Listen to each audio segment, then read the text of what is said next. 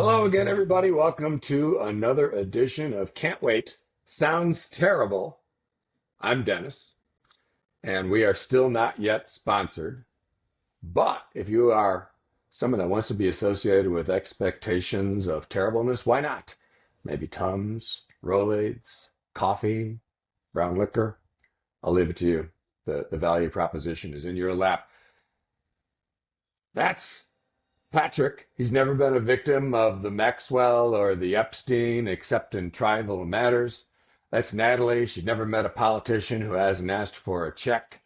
That's Eleni, the queen of terribleness, needs no introduction. And we are joined by a new contributor, another veteran of politics, state government, Rachel. And Rachel, you promised that you would bring the terribleness in the best possible way. I'll do my best. We are counting on it. So let's start, Eleni. I just want to say that even though he's a Sox fan and he's soft on crime, it seems as though the Pope is leading the pack right now for Chicagoan of the Year. What are your thoughts? Yeah, I think society is just wondering what happened this week on many fronts. I think we already had our local hero in the Pope. Now we truly have a nationwide hero. Just taking one for the team and trying to promote peace, which I think is what we all want in the end of the day, right? So, yeah, I think for me personally, still trying to process how and why things happen the way they did and do on a daily basis. But hey, I saw that the Sox put out a new Pope hat. I mean, we're killing it with the Pope. So more power to him. I give him my blessings that I'm sure he's waiting for. Patrick, he is soft on crime, but he does have those papal guard. So maybe that's a bad rap. Yeah, I mean, he does have a limo and some armed guards. And if you've ever tried to get too close to the Pope, I think things don't work out so well. But, the war of the words could be good for everybody. Publicity raises everybody's stakes. And as Eleni said, I mean, the hottest ticket in New York right now is a Catholic Church on Sunday. It's the new club, according to the New York Post. So let's see how this all goes in a year. Well, let's go on to other biblical matters. I've been called antediluvian, but it appears, according to the Sun-Times, that we are all before the flood, and perhaps the Pope can call out of the bullpen, so to speak, Noah, because the Chicago Sun-Times and environmental reporter Brett Chase had a long piece the other day that says that an alarming bulletin came out of the University of Illinois warning that intense rain made worse by climate change was going to get a lot more severe over the next 25 years. The threat has been building for years, the story said.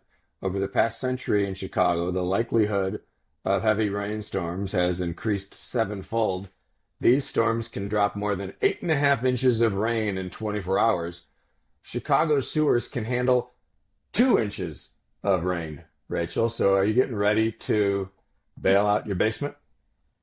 So as someone who actually lives in a duplex down, which if you're not familiar with Chicago condos means my bedrooms are in the basement, this has unlocked a brand new fear for me to live with every day and every time it rains at night, because that's exactly how I want to wake up, just in my bed floating away. I mean, I guess on the bright side, I now own waterfront property.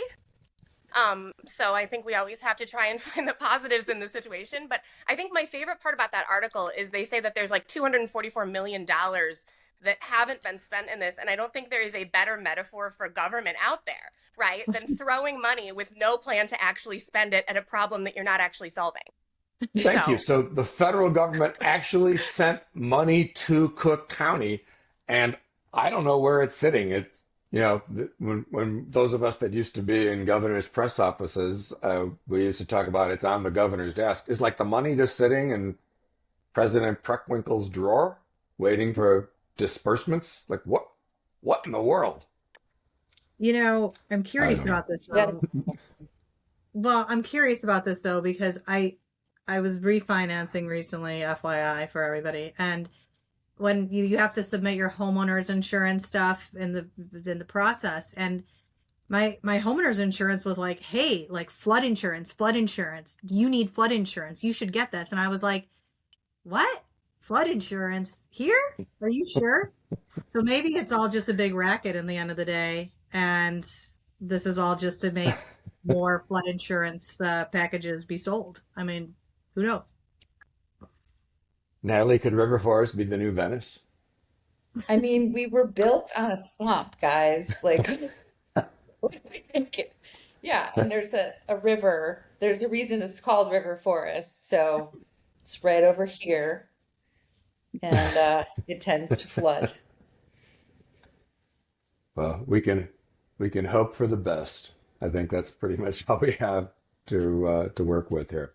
Speaking of hoping for the best, my eyes were drawn to a story the other day about uh, the continued saga of those elected officials and business leaders who are getting the opportunity to go to college thanks to their prosecution as part of the Madigan investigation and the ComEd scandal.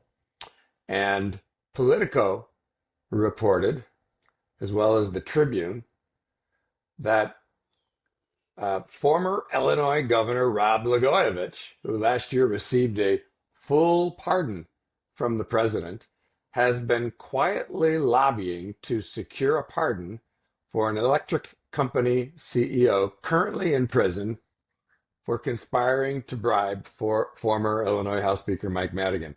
Ann Primajori has hired Blago to lobby for her to get her out of the clink. Well, just by the What do you word think?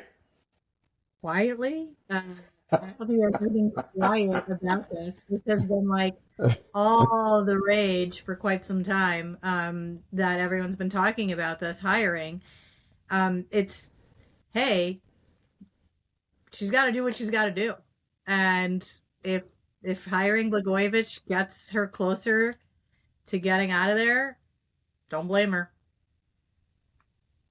I mean, I think the ultimate irony here is that Blagojevich notoriously had a massive backlog of clemency requests, right? Like by the time Rauner took office, I think Quinn had made some dent in it, but I think the numbers PRB threw out at the time was that he only acted on like 25% of the clemency requests he had. So there was a massive backlog. So the fact that he's now cashing in on getting other people clemency is it's It's just perfect. perfect. Yeah. Yeah. Maybe it was a long-term strategy to ensure he had gainful employment. He knew what was coming, It's giving a lot of credit. Yeah. I mean, and no one has made an Elvis Jailhouse Rock joke, so I'm proud of you all.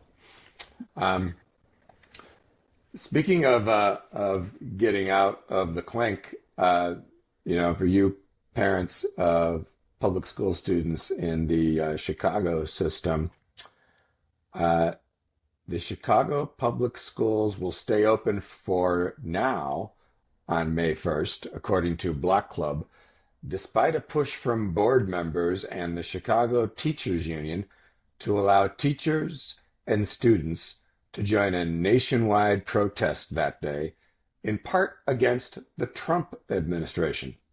But there's still a lobbying effort. A majority of Board of Education members support the move. The interim CPS CEO, who seems to constantly being put to the test by the CTU and the far left political wing. First she said no to Mayor Johnson's taking his Visa and paying his MasterCard and rolling over more debt, and now she's trying to hold back sort of an unstructured protest day for Chicago public school students. What do you think of that, Natalie? My favorite is thinking about the preschoolers who would be like out with the signs. Like they don't even know how to spell. So I don't really see a lot of value in the May Day opportunity, but it's straight out of the CTU playbook, agitate, push the CEO into a corner, and the CEO is doing like what she needs to do in terms of like my hands are tied. I'm saying no, but we'll have to let the board do their thing. Like this isn't going away anytime soon. I'm sure they'll somehow figure out how to get their way. Lenny, this is also against the backdrop of the fact that we're going to see in less than a year unprecedented citywide elections for school board CEO or school board chairman and the board members. Yeah, I mean, I know that I talked to my school board member and the other member that's adjacent to us about this issue as a parent. We obviously all fully support our teachers and want them to do what they need to do, but some of these, one thing that's not thought of is that some of these teachers also have kids in school as well. And so what would they do with their kids who are off school if they need to go and they want to go participate? I mean, ultimately, I think this is you have to consider all parts of the equation here of, these are working parents for the most part. I mean, I work. What am I going to do on May 1st if it were to go through? So it's just a matter of making sure that we're being thoughtful about when these things are coming forward. And that's, I think, what the new CEO is trying to communicate out there, that, this is important, that we do this the right way and not just the tried and true way. Patrick, maybe Eleni should just join the protest that day. I mean, I would advise all of our Protest. clients to call Eleni on May 1st with and long-held problems that they have not shared yet. May 1st would be a great day to share them with her. But no, this is a wild one. I scratched my head when you all first announced this to me. I'm still confused if this is a spontaneous protest. What are we protesting? I thought then they were going to Springfield to ask for more money, but that's out of the. So I'm not sure what we're accomplishing, but it'll be fun to watch. I think on those Maybe they should Scantron and protest Testnet the big dig, the $4 billion big dig in Rachel's basement. only can take floods. 2 inches of rain. It's a good word problem. Good word problem that the kids can do on the bus to wherever the protest is being held. I wonder, for Eleni's sake, how many four-letter words you can stick on a protest placard. Probably a few. Eleni definitely can. Well, that sounds pretty terrible, and that means that it's time for Rachel's very first, producer Grace. Sounds terrible. I hope not to disappoint, but if I do, I hope to do it in a terrible way. I was looking Go ahead. through the Pew Charitable Trust website recently, looking for some data for one of our clients, and I came across a recent study they did that just gave me pause about where people are getting their health information these days. And I think you can probably see where I'm going with this. Luckily, like, the vast majority of them still find their own doctor to be the best source of health information. But if you think that things like WebMD were a problem for people self-diagnosing themselves, AI has entered the chat, right? And I'm one of the first people to tell you, I think AI has a really interesting possibility to be really useful in a lot of contexts, right? Like, I think AI is interesting. I think going to AI, and the numbers, by the way, it's like 7% of people frequently are using it, and 22% are either frequently or sometimes using it to ask questions, like a chat, like they would be talking to a doctor, right? There's nothing worse than going to essentially WebMD on overdrive, where you're going to go and ask it a question and it's going to be like, yes, you do have that, because that's what AI does right now. It verifies what you already think most of the time. So if you want to go and diagnose yourself and get a second opinion for your own first opinion, AI is where you start. So it says great things about where we're going in the future. I could just verify ChatGPT has diagnosed me with multiple ailments. So this is accurate. ChatGPT is a second and third, and maybe even a first. I mean, sometimes it's a first opinion. Then you go for the real doctor. If I wasn't so woke, there's a Tourette's joke in there somewhere. It's a good thing. But you should definitely get that mold checked, Eleni. Do you want to go with what's terrible? Who? Which Me? Or Yeah, you, honey. I think Rachel's raised the bar, so she's trying to see if Turtle. oh you're yeah, up to I your mean game. mine is very Springfield specific because that's where I'm going right after this ends, and so my levels are low to begin with. But I'm sure most of our following here as follows Capital Facts that this is the first week that both chambers are in session at the same time. There was a lot and continues to be a lot of controversy over how the calendars were set this year. That has caused issues for everyone across the board, including the legislature. So I get to head down there soon for some lobby day events. I am one of probably like 5,000 other people, and I'm not exaggerating, that are also heading down there for lobby day events. So other than being there sounds terrible. I just can't imagine what the line will be like to get into the building tomorrow and today. And I just wish I had kept my old governor's office ID so I could just sneak back in there not worrying about it. I So mean, that maybe it still sounds works. terrible and sounds terrible for just about all of our friends that have to be down there with me. It's also, I heard from a Chicago reporter earlier who said that his inbox is filled with terribleness because now every protest and press conference that has been pent up for the past 3 months Yep. is now happening today or this week. Patrick, what could be more terrible than what you've heard so far? Well, as you know, I'm always trying to figure out for our loyal viewers what is real news and what is fake news. And I am pleased to report that the oldest living creature, Jonathan the giant tortoise, is in fact not dead. It was a hoax used by a crypto criminal trying to get donations for the supposedly 193-year-old deceased tortoise. An outpouring of support. People that had worked with Jonathan the tortoise were commenting about this sad, tragic passing, and it was all someone who changed their name and asked for donations. So the next time you're on your social media feed and you find out that the world's longest living land creature had passed, double check it with a legacy news source. Get to the bottom of the facts. Don't do a quick take. Call Jonathan, text him, fax him, send him a letter, check in on him. It won't be here forever, but Jonathan, the 193-year-old tortoise, is still kicking. I mean, I guess he I would have take to snail ask. mail. I have to ask, what were the donations supposed to be funding? Was it for Jonathan's funeral expenses, Right. or That would be a good. Giant turtle casket. yeah? I'm sure it's custom, Exactly. Certainly not a fancy bowl for a coffee table or anything. But yeah, no, I mean, I think Rachel, you went right there. Double check the Yeah. donations. Make sure Absolutely. it's legit. but yeah. I mean, a Shiva costs money. Natalie, what terribleness is up your craw? I mean, how do you top a fake dead turtle? I don't Right. know.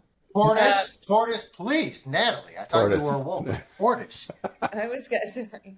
I was gonna go with a robot story because that seems to be your favorite, Dennis. We love the robot stories. How much time do we have, by the way? Plenty of time for a robot story. Well, it's not a robot story. I went on a lovely spring break with my family and got home to the beautiful environs of O'Hare and was taking the tram back to our car in the extended parking lot and said to Mike, so great. This has been a really easy trip. We took the shorter flight, like super smooth sailing, totally jinxed ourselves.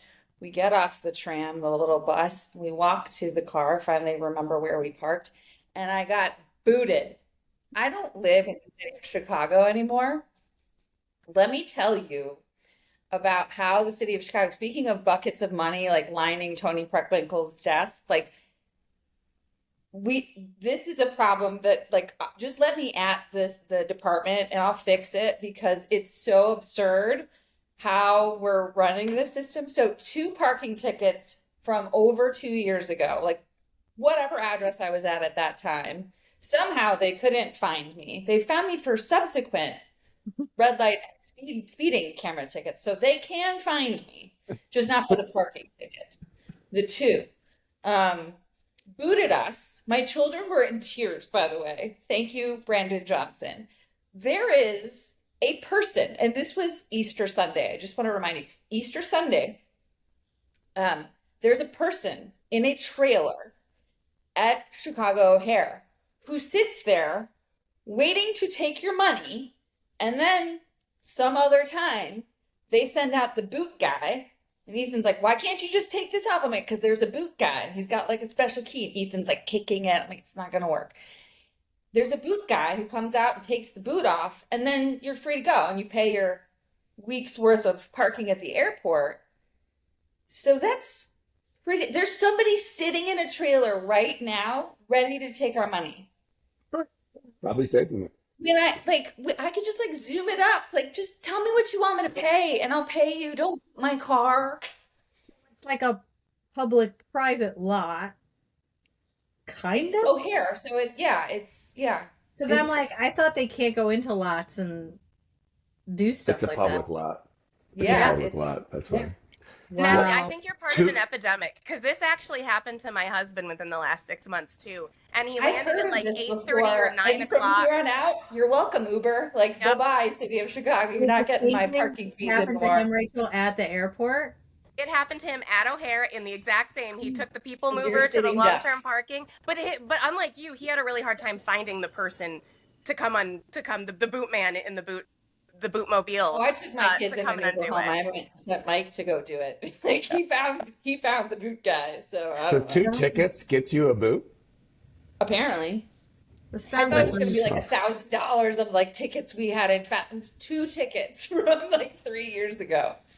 sounds like a Sun Times Couple $100. investigation. Like I'll just sell it to you. Like we don't need to pay a person to sit in a trailer and then send the boot guy out. Like think about that. We could be solving the 2-inch water problem. That guy in the trailer could be Please. doing that. Please. So That is like a new low in terribleness. That's it was that's a terrible. pretty terrible way. You made the 6-year-old cry, Brandon Johnson. So thanks. My terribleness is something that is more universal. I think everybody has an elbow. Most of us have an elbow. Those of you who are elbow challenged, I apologize. They're great for hanging an umbrella. They're good for, I guess, putting elbow grease in something. But they've become something that has ruined my year because Cade Horton of the Chicago Cubs blew out his elbow and is now out for the season. We're still waiting for our other ace, Justin Steele, to come back from his elbow problem. And elbows have ruined the season. The other day, the Cubs pitching staff got shelled for 12 runs against the Phillies. Former Cub Kyle Schwarber hit 2 Schwarber was bombs. The Oh. elbows, Like I hate first inning, elbows. right? It yeah, was I terrible. hate elbows. Elbows are terrible. Everything they all just said is truly terrible, from tortoises to elbows to Springfield to the internet and the Chat GPT giving us medical advice. And if you're looking for terribleness, you've come to the right place.